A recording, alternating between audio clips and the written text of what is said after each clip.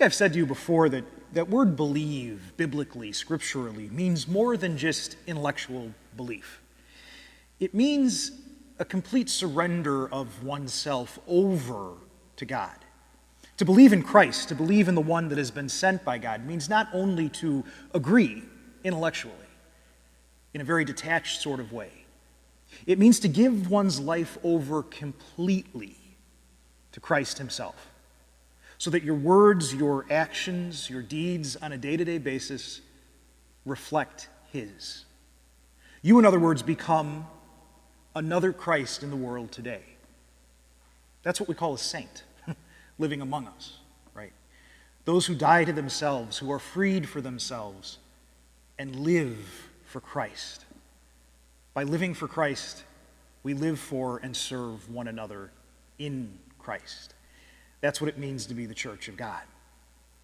Now, bearing that in mind, I want you to think of the image of a crucible.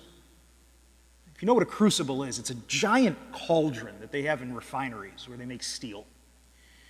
And they start in this crucible with whatever it is they mine out of the ground, which has all sorts of impurities in it. And they put that in the crucible and they boil it down, and all the impurities rise to the surface. And they skim those away and they start the process over again. And more impurities rise to the surface, and they skim those away and they start the process over again. And more impurities rise to the surface, and they get less and less and less each time, until finally no impurities are left and you have pure steel. The spiritual life is exactly the same. It's a crucible. It's a process in which we continually die to ourselves. And every time we die to ourselves, we live for Christ a little more. More impurities rise to the surface, and those impurities are skimmed away. And the purer, the more real, the more genuine we become.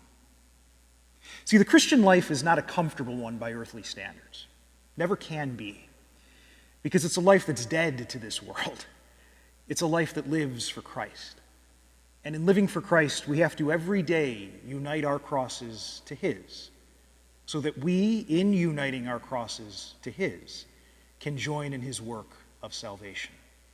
That's what sets us apart, friends. That's what makes us different. It's what makes us Christians.